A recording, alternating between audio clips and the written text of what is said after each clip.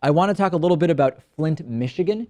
You may have forgotten about this story. Many have, because it's mostly disappeared from corporate media, particularly in the wake of Donald Trump's election. But remember that whole insane water fiasco in Flint, Michigan, where the Republican governor was involved in a major cover up of the fact that the water was completely tainted by lead? Not much has been said about it recently, but NPR did do a really good story about this, reminding us that the water is still not safe to drink out of the tap without being treated. And I'll remind you that we were dealing with a state of emergency in Flint, Michigan, which was declared a year ago by the mayor.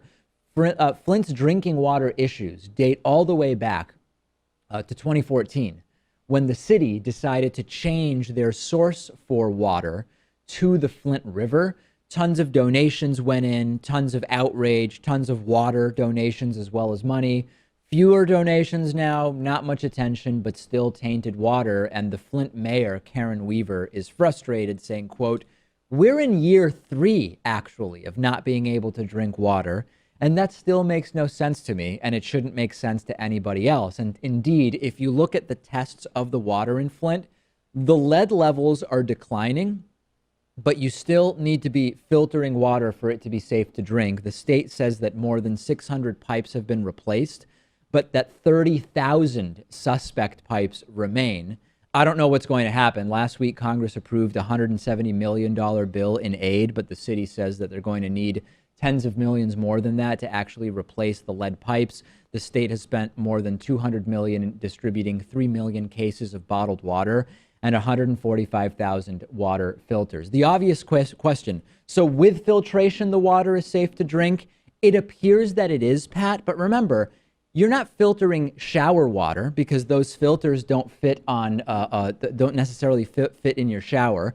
And in addition to that, it turns out that the filters themselves are cesspools of bacteria, which present a whole new slate of problems for the water. This is really bad, and people aren't really talking about it. Yeah, and potable water, I mean, that's one of the most fundamental human rights that we have, regardless of if it costs the state or the federal government money. That's well worth it. And remember, this was all related to a financial decision that the Michigan governor was involved in. This is an absolute and utter embarrassment. And as usual, yeah, we've started to see some prosecutions, but it's all very slow. Corporate media has lost interest. Meanwhile, we are, as the mayor of Flint, Michigan said, Karen Weaver, we are in year 3 of this in Flint, Michigan. This is the United States. Not that we have any more or less sort of right to clean, drinkable water than anybody else in the world.